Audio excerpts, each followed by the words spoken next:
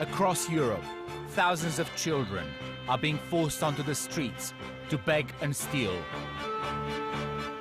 They come from the poorest community in Europe, the Romanian Gypsies. For centuries, they've lived on the margins of society and faced brutal discrimination. Many have resorted to begging and stealing to survive. But in the last 20 years, organized crime has taken over. And since 2007, when Romania joined the EU, Gypsy children have been trafficked and exploited on a massive scale. In Spain, 8-year-olds robbing grown men at cash machines has become a common sight. In Italy, a major police investigation found enslaved children locked in a shack like animals. It's only the tip of the iceberg, and it's a phenomenon that we'll have to fight against for a very long time. My name is lévõ. I grew up in Romania, and I've been making films about gypsies and about child trafficking for many years. To investigate what's happening to these children, I'm going on a journey that will take me inside the closed world of the gypsy community. This child needs to go to school, not to beg and to steal. And will reveal the shocking tide of racism they face. They are people who should be killed, but we can't kill them. These children are the victims of a culture of crime and the wider society that seems to have abandoned them. The question is, will anyone save them from the hands of their exploiters?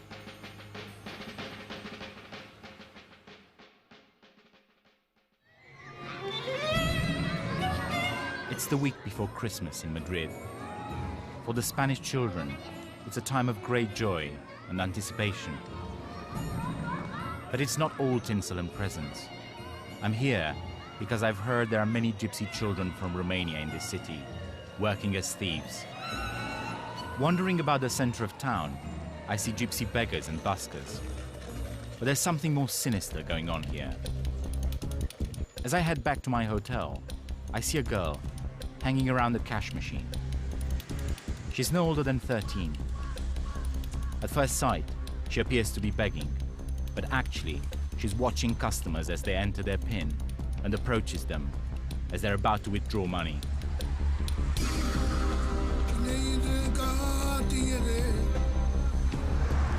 A police car drives by and she flees.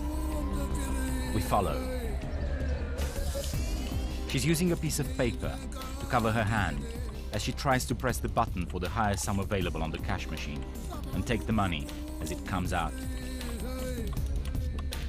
She's a distraction thief, one of the gypsy children that the police say make up a third of all the under 17-year-olds they have to deal with in the city. She's gone. She saw us. She's running away now.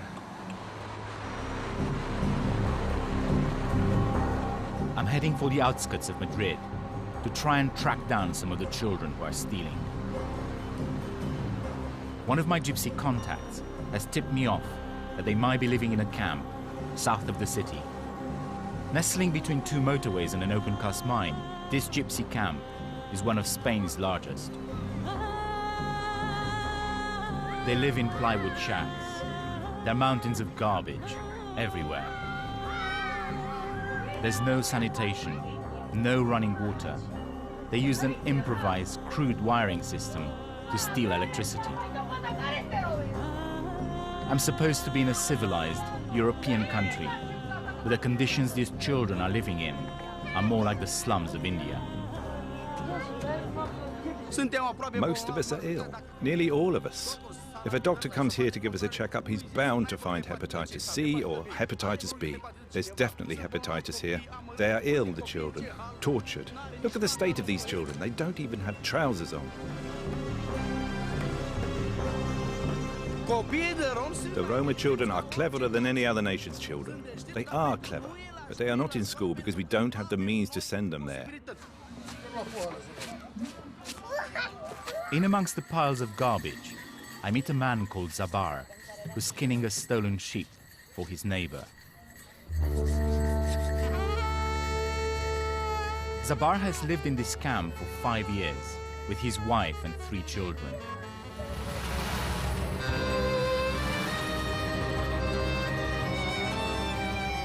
Leaving his share of the cutlets out to dry, Zabar takes me to the top of the hill to tell me about life in the camp.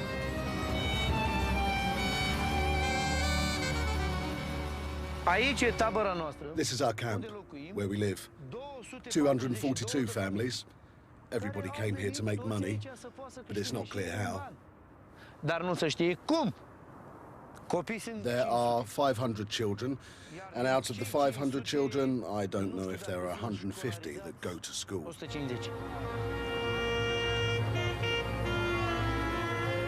As we head back towards the camp, Zabar opens up about how his 2 teenage nephews are making a living.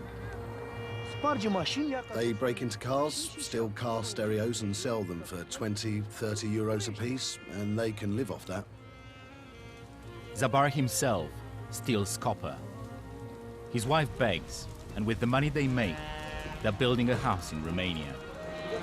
Until it's completed, they have to put up with the camp's dreadful conditions, which include the rats that roam everywhere.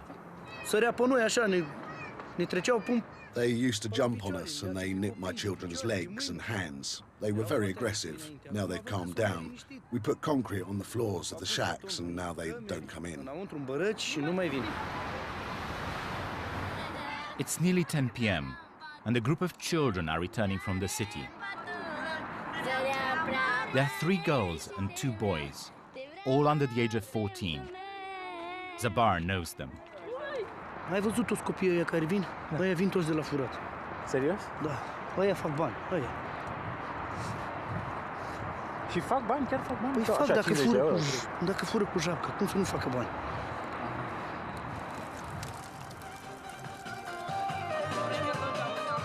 Another day, I go back to the camp to try and find the children who go out stealing in the city.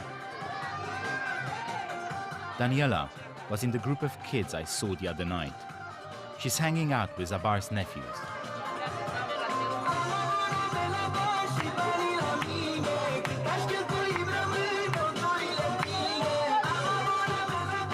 I take a chance and approach her.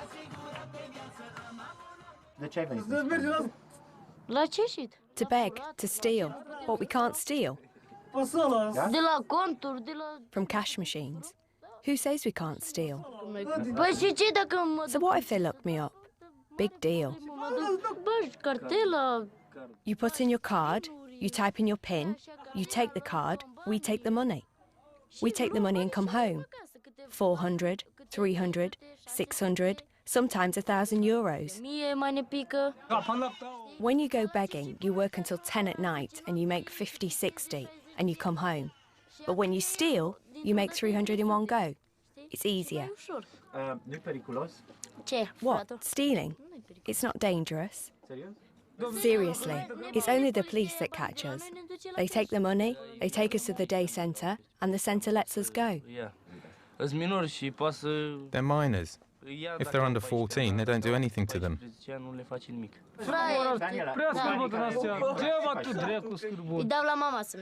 I give it to my mother so we can build a house in Romania. But I hide some of it for myself. I give her 150 and I keep 150. Suddenly, an argument breaks out, and they turn against me.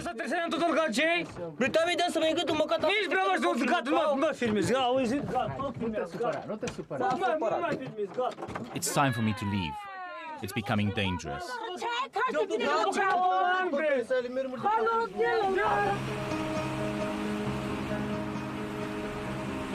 Next morning, I return to the camp. I want to follow the children into town and see if what Daniela told me is true. The only link between the camp and the city is the bus number 339. After 9 o'clock, children start to appear and head for the bus stop. We follow the bus into Madrid. They get off in Conde de Casal. We monitor the bus stop. Every day, we see children arriving with the women who beg in the city. One day, I see a girl who lives in the camp, wandering by herself in the center of Madrid. She looks about 13. I watch as she targets a woman at the cash machine and nearly succeeds in stealing her money. It takes 4 passers-by to stop her.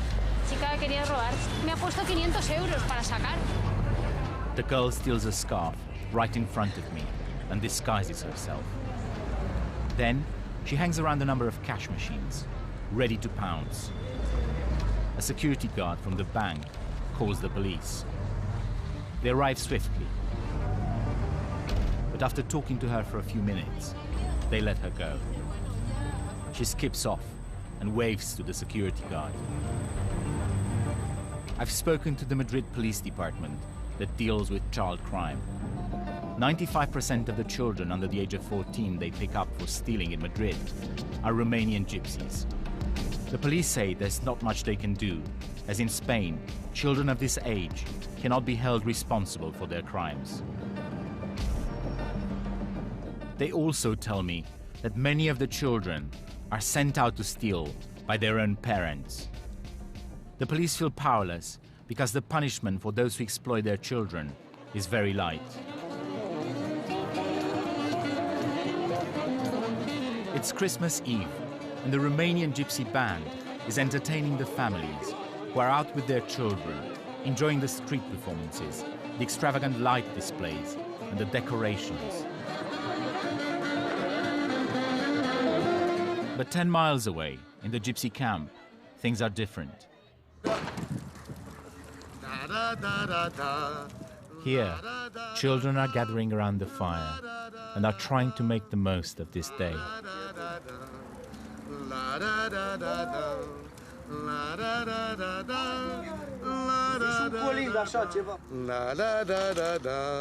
A man is trying to set up an aerial to get Romanian TV channels and beat the homesick Christmas blues.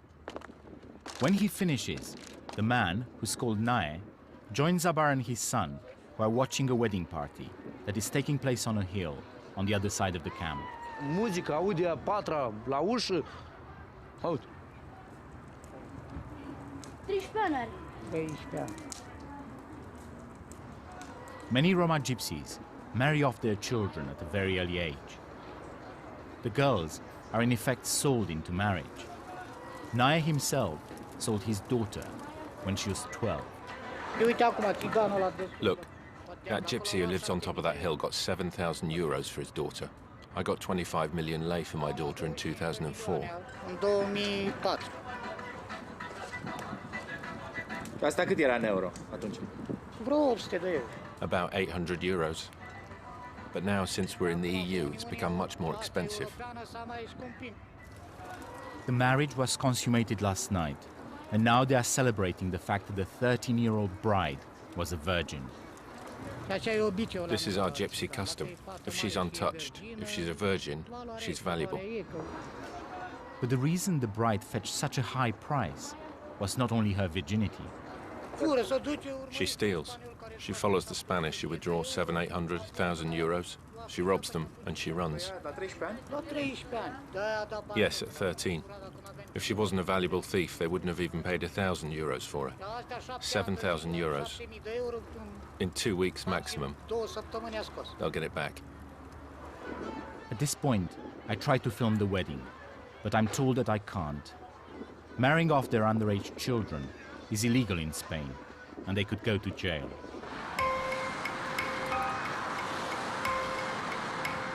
Over the next few weeks, I follow many children from the camp as they head into the city. One day, I see a group of 3 girls from the camp, all around the age of 13. They walk for miles across the city, staking out cash machines. I'm later told that this girl in the black leather jacket is the bride, who was sold for 7,500 euros. Watching them play in the snow, I think that these are probably their last moments of childhood. I was told the girl in purple is also married, and the girl in pink is up for sale as a bride for 25,000 euros. They're bold in their attacks and do not seem to care if their target is much stronger. This man has to physically fight them off before they finally leave. I wonder what makes them so fearless. The knowledge that they cannot be punished, or the desperation to make back the money that is paid for them. On another day, a car pulls over and the man ushers them in. It looks like the police, and they're taken away.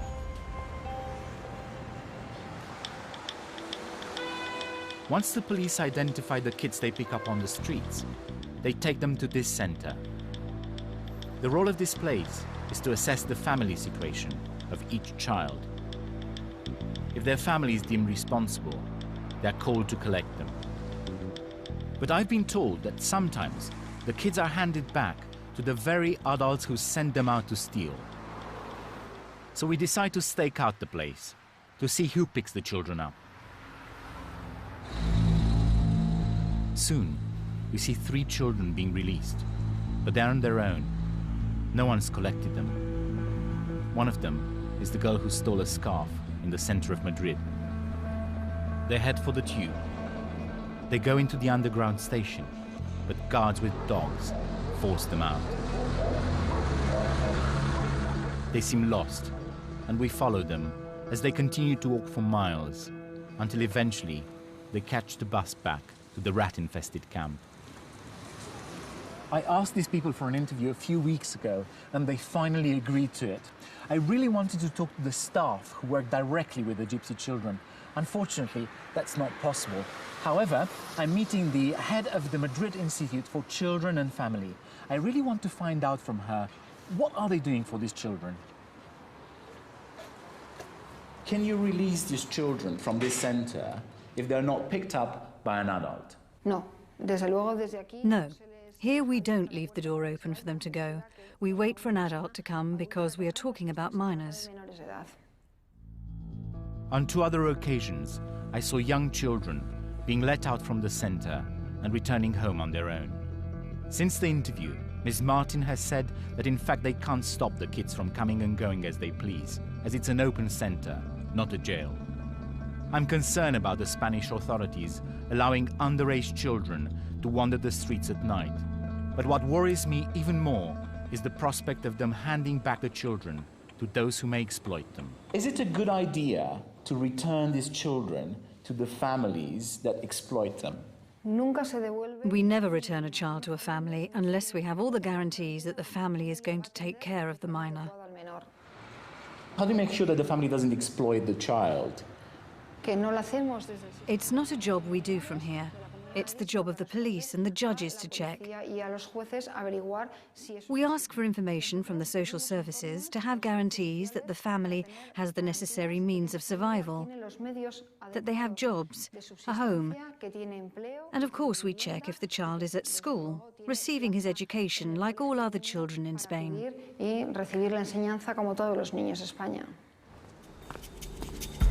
This short interview didn't really allay my fears raised by what I'd seen during my surveillance of the center.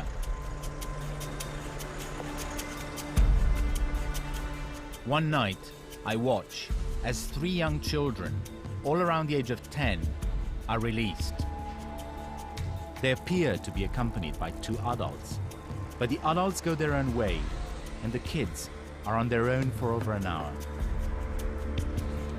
Then a man arrives. He wears a red hooded top. He goes inside the center, and soon after, he comes out with some more children. They all get in a green car. There are 1, 2, 3, 4, 5, 6 children. A car full of children. This is the man in red. They drive off.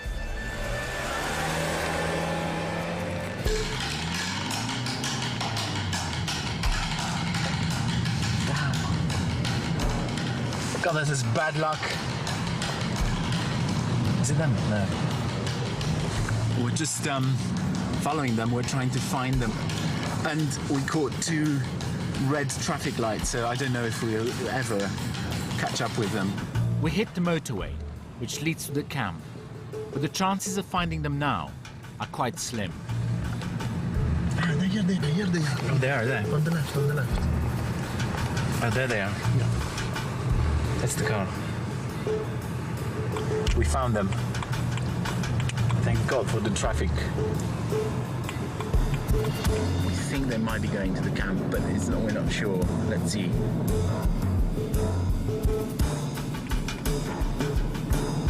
They didn't get off the Conde Gazelle and they're just ahead of us. These people don't live in the camp. They're turning right. They're turning right. Getting out of the car. There they are. Oh, look, kids. I'm gonna go and have a closer look.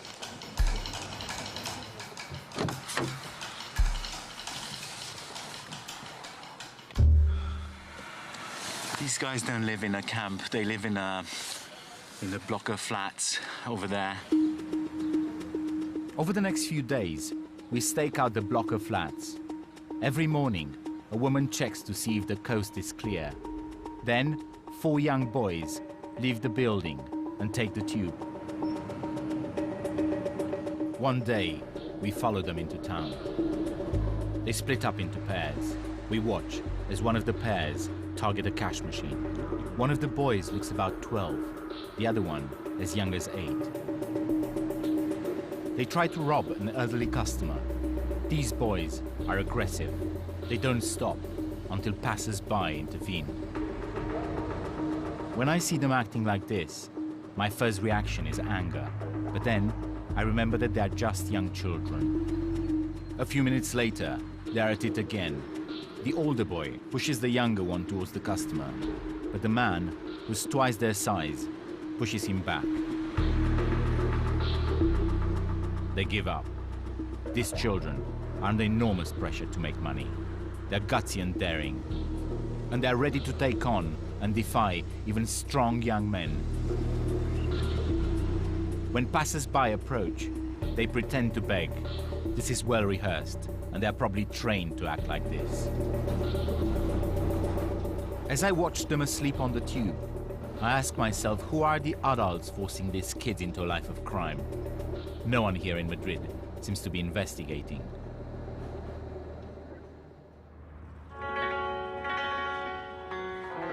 Back in the Gypsy camp, the children are enjoying the snow.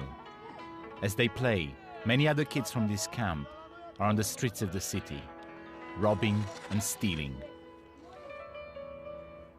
What is to blame for their lost childhood? Is it extreme poverty? Is it the Roma culture? Or is it ruthless criminal exploitation?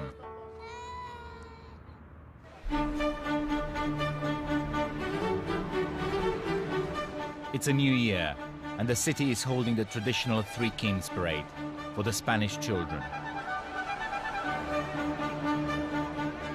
Looking at their joyous faces, I can't help thinking about the Gypsy children and how the city's authorities are failing them. Why are they being handed back to those who are at best neglecting them and at worst severely exploiting them? Queridos padres, queridos abuelos, seguid ayudando a vuestros niños a creer que hay ilusiones maravillosas que valen la pena vivir y que nos hacen ser mejores personas. Feliz Noche de Reyes a todos. Muchas gracias.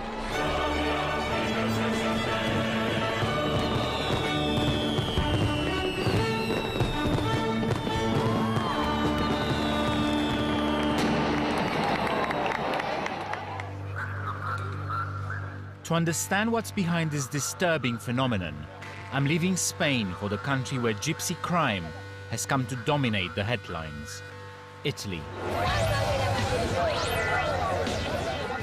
Here, the right-wing government recently declared a gypsy emergency, giving police powers to the army in major cities and strengthening the immigration rules. And several gypsy camps have been attacked by local residents, some being burnt to the ground. I've come to Milan to meet the policeman who's been investigating crime in the gypsy community. If I come to Italy and I try to live in Italy, I have to adapt to the Italian law and behave civilly, like any other citizen does. Stealing is a crime, and you can't hide behind your culture. A few months after Romania joined the European Union in 2007, the police noticed a massive upsurge in pickpocketing and theft by children around Milan's central station. So, we started an investigation that lasted 7 months. It showed the existence of a multi-pronged transnational organization that operates in different countries in Europe. The police installed surveillance cameras around the square to identify the 50 Gypsy children who are operating there and those who control them. The 13-year-old boy in the red-sleeved t-shirt follows a tourist to steal her money. But the woman notices him. She's shocked. The boy feigns innocence. There are dozens of attacks like this in the central station, day in and day out. Then, obviously, we tapped the adults' phones, which they used to talk to each other. These kids were clearly controlled. They were controlled every single moment of the day. The recordings show adults cruelly exploiting vulnerable children. This man, Adrian Pascu, was one of the controllers, said to have his own army of children stealing for him. We learned that the organization could make about 400 euros per day from each kid.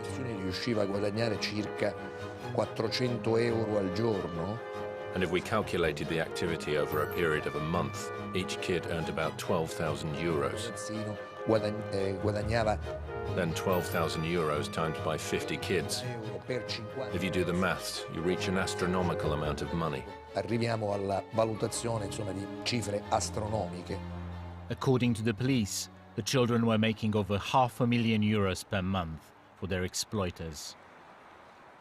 In order to establish the complex connections within the organization, it took months of hard work for Messina and his investigative team.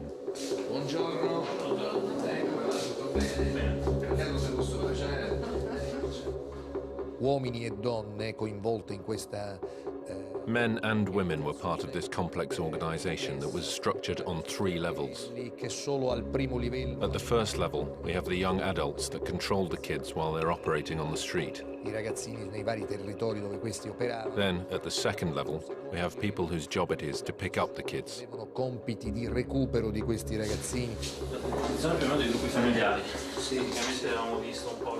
The police found that members of the children's families were often involved. Partendo dai genitori, ricostruiti i gruppi familiari, quindi le relazioni poi fra fratelli, cugini. È una struttura organizzata, non c'è dubbio. Most of the money made by the children was sent to Romania. C'era poi un terzo livello. Then the third level, the command level, the most important one, is based in Romania and consists of the bosses who decide the strategy of the organization and reinvest the money that comes from the criminal activities. The police established that the Milan part of the operation was run from an illegal camp set in a derelict farm just outside the city. On the morning of the 11th of December 2007, Messina's team got ready to move in.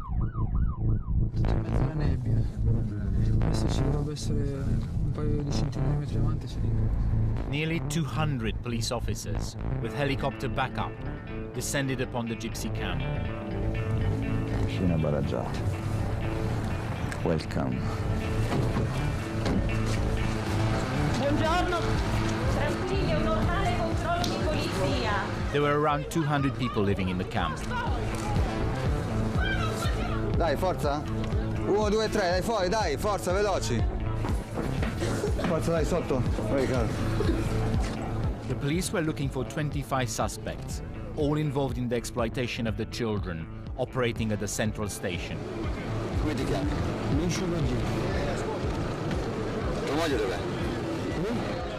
This man and his wife were wanted for kidnapping a 10-year-old boy from Romania and forcing him to steal. They threatened to break the boy's arms if he didn't bring in the money. As the police search for suspects continued, they made a shocking discovery. In a small shack, locked with a chain, they found over 15 children.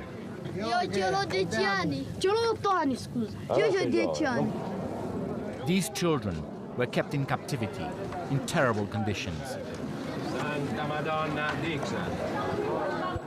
The police knew the children well from the numerous times they stopped them in Central Station Square.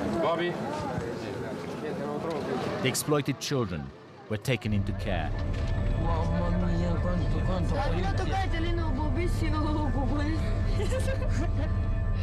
But they all escaped, apart from one who testified against his exploiters.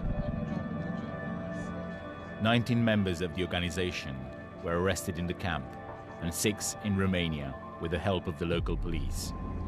The trial was held in Milan.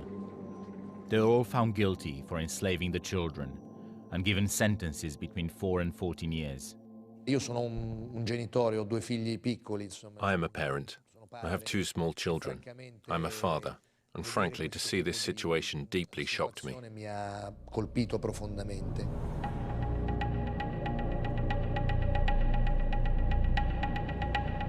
I'm heading for the Gypsy camp where the police operation took place. The ruined farm is located in the middle of some fields. To my surprise, the place is still inhabited. I've seen quite a few expensive cars going in and out. I think there's a BMW X5 coming out just now. This place is impossible to survey without being noticed. We need to move. Could child exploitation still be going on here? The camp is too dangerous to go in, but I have an idea. Nearby, there's a tube station that links this place with the city. If children are still being sent into Milan to steal, it's very likely they'll be taking the train from here. Over the next few days, I stake out the station and watch as every morning, different groups of children head into town. They're young boys, often accompanied by adults. One day, I recognize one of the boys the police found locked in the shack when they raided the camp. His name is Bobby. We follow him into town. He becomes aware of us, and we lose him. But on another day, we see him following an old man.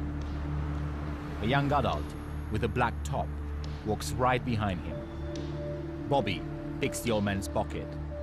It's the same technique I've seen in the police surveillance videos. I wonder if the adult is his controller. We follow them and see the adult getting rough with Bobby. He must be his controller. We continue to monitor the station near the camp. I recognize Dixon and Dan, 2 more boys from the police raid. We see them at work in a busy tube station, attempting to steal from a woman's bag as they follow her up some stairs. On another day, they spot a woman with 2 young children. They run after her and ruthlessly lift her purse from her bag. They empty the contents of the wallet, drop it on the floor, and walk off. They head back to the camp. Our investigation has shown that the children who were being exploited 2 years ago from the ruined farm are once again thieving on the streets of the city. It's clear that the elaborate police operation has not saved them from a life of crime.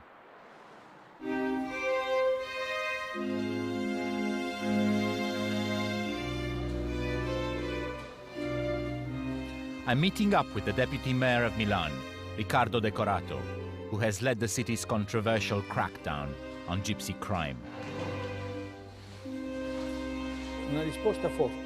A strong response would be to kick out Romania from the European Union and consider Romania outcast. Do you believe it could be done? It's impossible. Today the EU is expanding.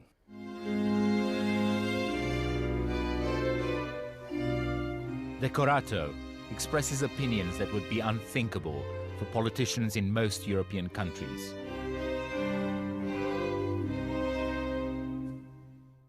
The Roma don't really know the meaning of work, because we always find them in the camps. They send the women to work and prostitute themselves, and the children are sent to steal. Mandano a lavorare le donne, a prostituirsi. I bambini li mandano a rubare. Però also, if you went now to any of the camps, you would just find men playing cards. So someone tell me how I can possibly explain to these people the concept of work, when their concept of life is without work, and the work is left to women and children instead. Come concezione di vita non hanno il lavoro, ma il lavoro lo fanno fare a donne e bambini. So it follows that it's not us being racist, but it's them who don't know how to be in our society. Saper stare in una società civile. Deputy Mayor Decorato has pledged to close down the 51 illegal gypsy camps around Milan. And this morning, the Bacula camp will be bulldozed.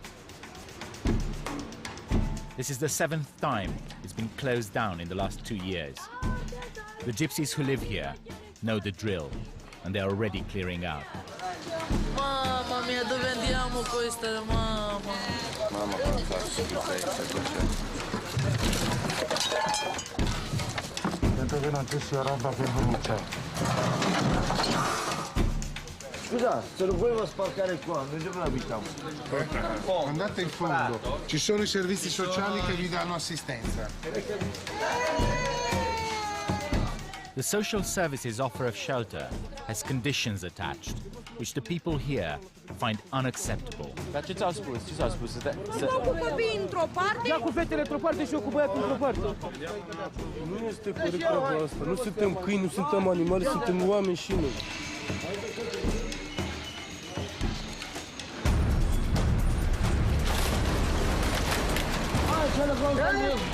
Perché sei cattivo così?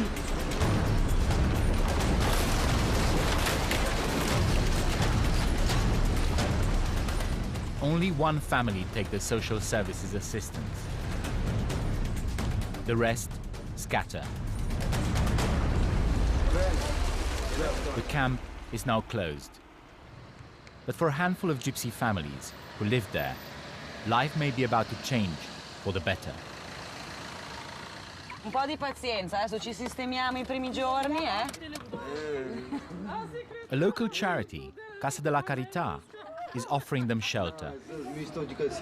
È bene? E meno male. Stasera sei servita, ti lavi, ti serviamo la cena, tutto a posto. We just brought here the 5 families that we're going to welcome here in the house. They seem happy. These families are being given help because in spite of the hardship of the camp, they send their children to school. Don Massimo is the vice president of this charity. He explains to the new arrivals the house rules. Quella sarà la vostra stanza, quindi potrete tenere lì la vostra roba e tenere anche pulito, fare la curazzenia bene di quel posto lì. Una prima cosa molto importante è tutti i copii che emergono alla scuola devono continuare ad andare alla scuola e ogni giorno, tutti i giorni, i bambini devono andare a scuola. Don Massimo has little tolerance for those who break the rules, which also include no begging and no stealing.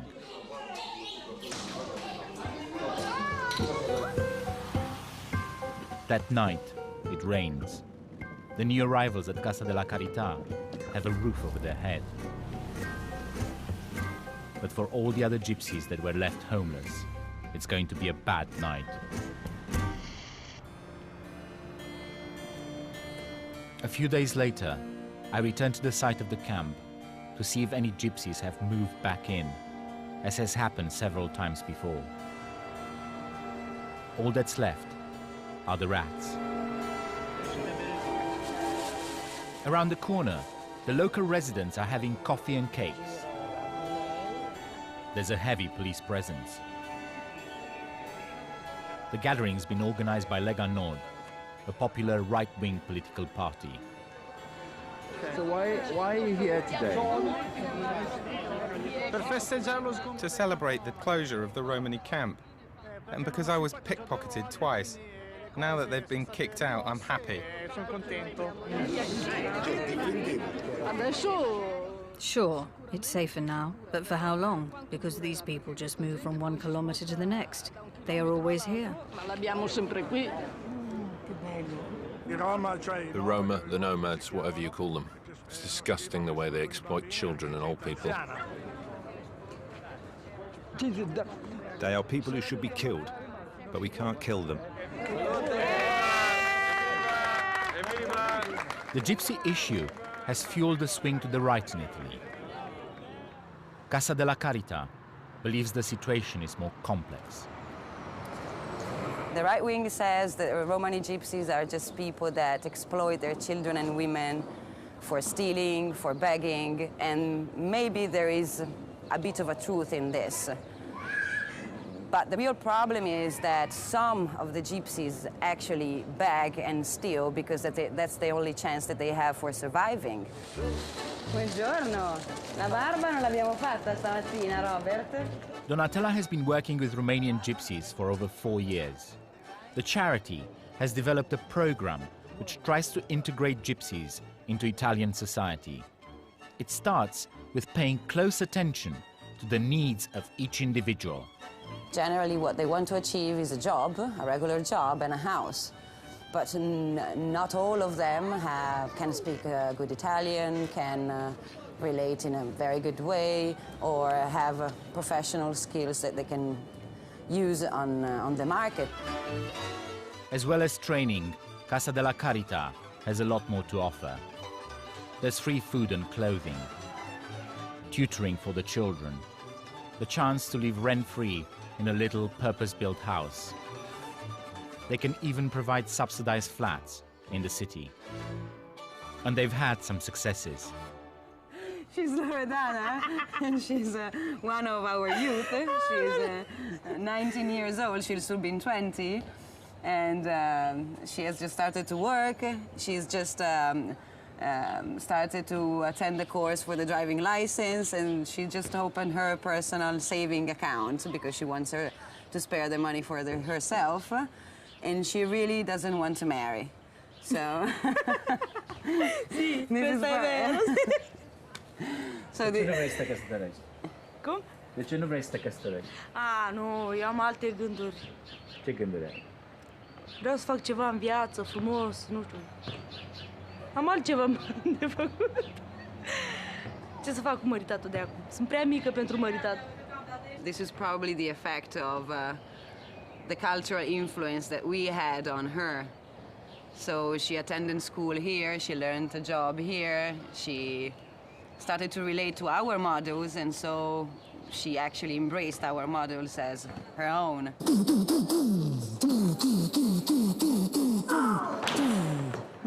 As vice president of Casa della Carità, Don Massimo is fighting a constant battle. He's under regular attack from the right wing. But there's also the question of whether their model of integration is actually destroying the gypsy culture. Io non voglio cambiare I loro valori, voglio semmai fare in modo... I don't want to change their values. I want these values to live together next to other people's lifestyles. Of course, to do this, maybe someone has to renounce something, to give in a bit, but this path is absolutely possible. Possible it may be, but the process of integration takes time and is beset with difficulties, as many gypsies are not prepared to change and follow the charity's rules. One of the main things they have to renounce is using their children for stealing and begging. This is by no means a simple exercise.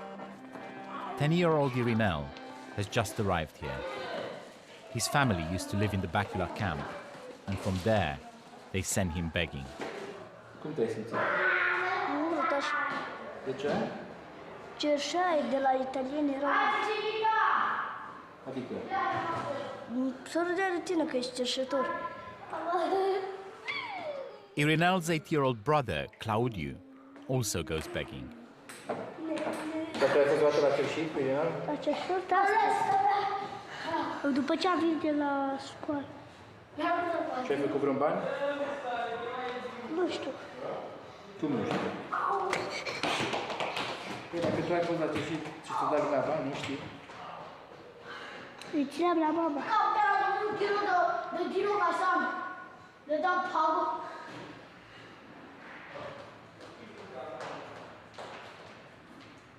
Îți place la cerșii sau nu? De ce? Băia mama câteodată.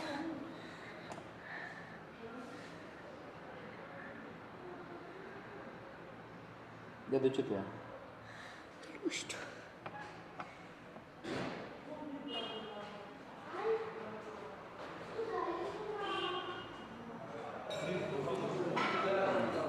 If this family persists in sending their two sons begging, there's a strong chance that the charity will send them back onto the streets. This has happened before. Only this tough approach can break the cycle of child exploitation, common in the Romanian gypsy culture. Casa de la Caritas model of integration seems to be working, but the task facing them and other charities trying to help the gypsies is enormous. During my time in Milan, I've seen gypsy children exploited by both their own families and by organized crime. I've seen children as young as 3 begging here on the tube. It's very sad, and it's shocking that today, in Europe, with all the laws and services that are there to protect children, this exploitation can happen on such a large scale. It's time for me to leave Italy and head to Romania to trace the roots of this problem. But before my departure, as I walk through the center of Milan, I encounter one of the most heartbreaking cases I've seen since I've been on the road. This girl, who looks no older than 10, is begging as this woman watches on. I'm not sure whether she's her mother or her controller, or both.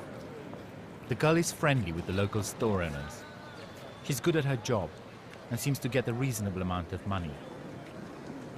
All the cash she makes, she gives to the woman. They have a strange relationship. I watch as they share a tender moment. But it's not long before I see a much darker side to it.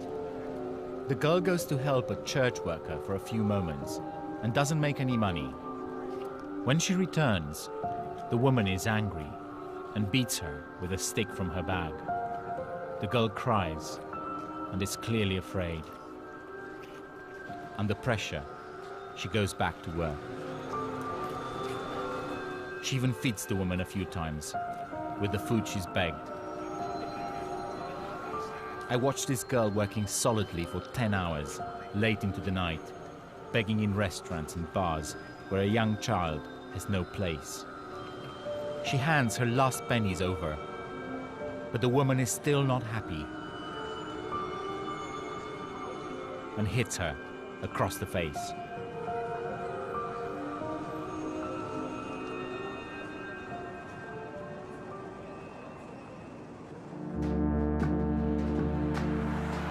I've returned to Romania to try and find the origins of this exploitation within the gypsy community.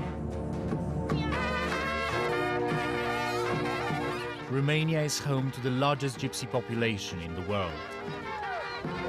The gypsies originally came here about 1,000 years ago from northern India and have been subjected to discrimination and violence ever since.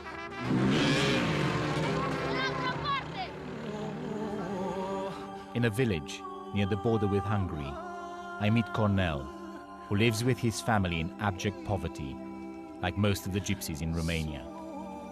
This man is 38, and he has so many children that he has literally lost count of them.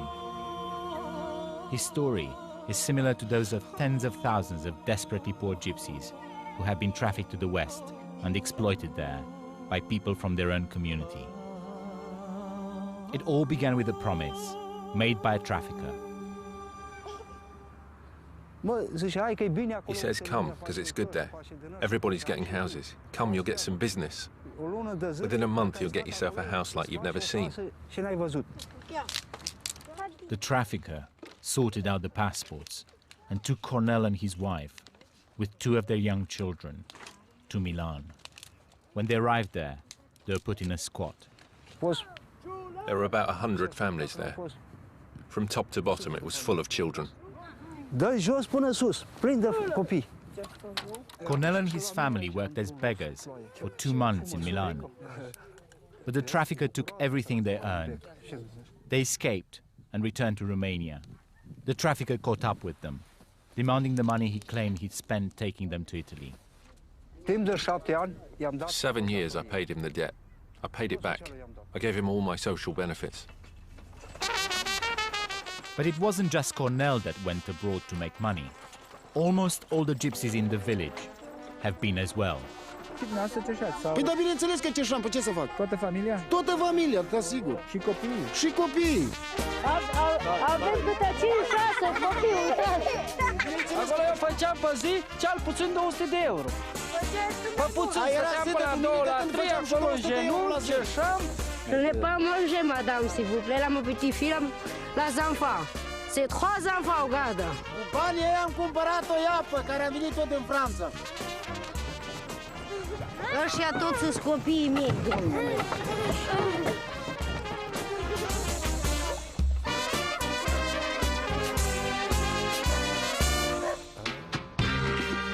Largely excluded from mainstream society, many Romanian gypsies have resorted to criminality.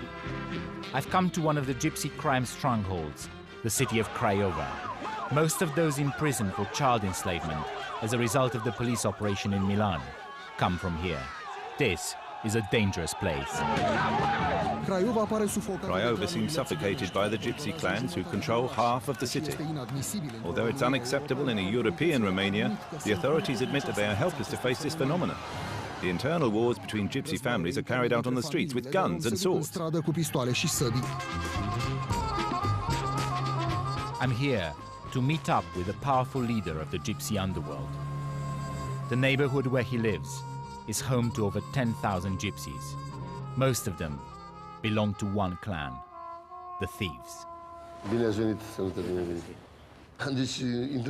So we're going into this room which is specially made like a museum of photos. Here are all my relatives.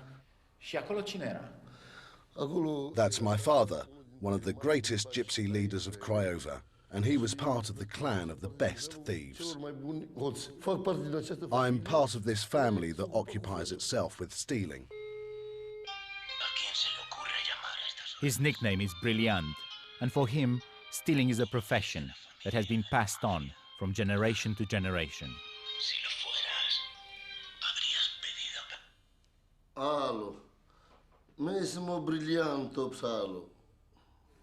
Having come from a long line of thieves, Brilliant has a special insight into the history of gypsy crime.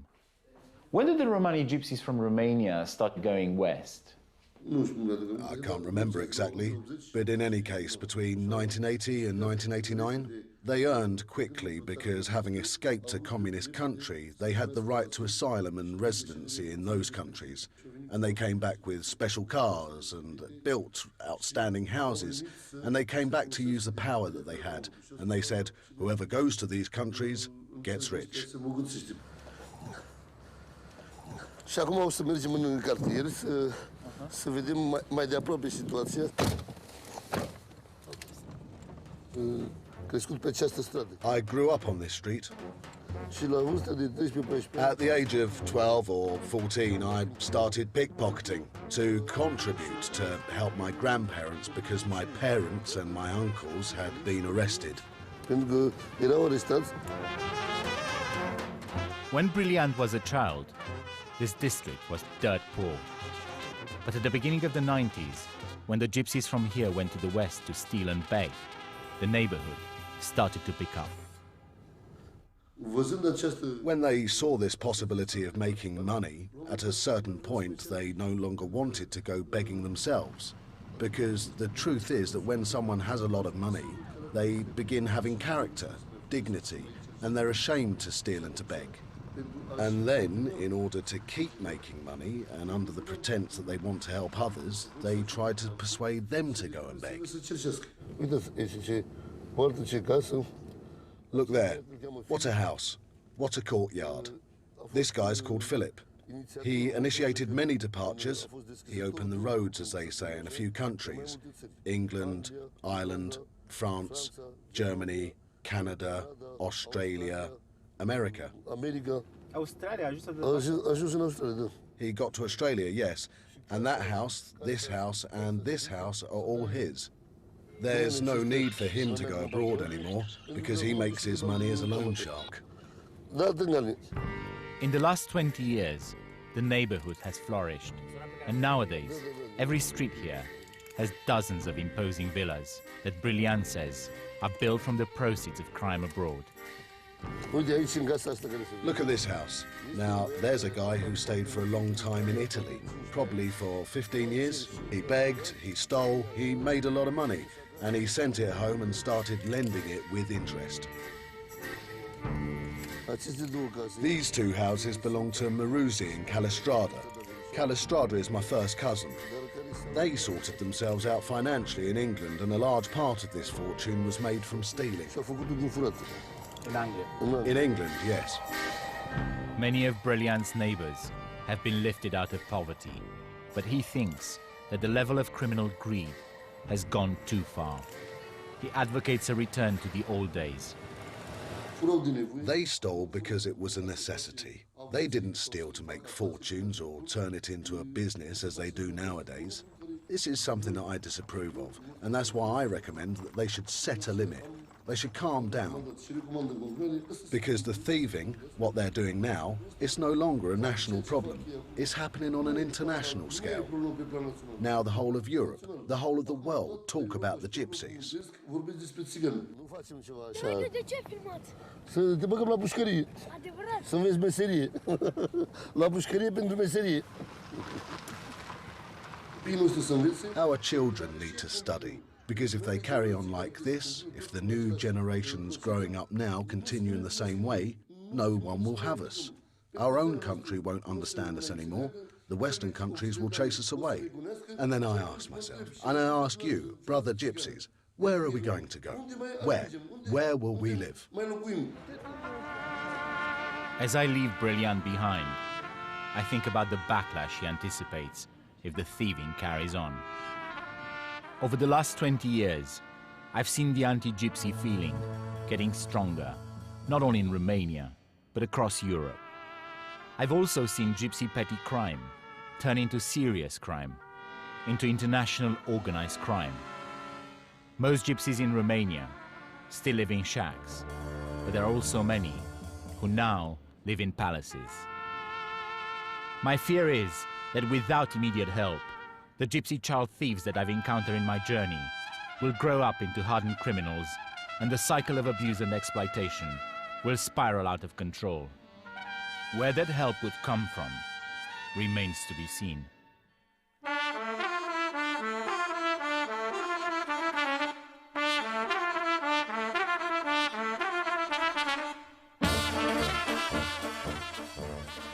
BBC Two's Cooking Healthily next tonight, and on the cheap in economy gastronomy.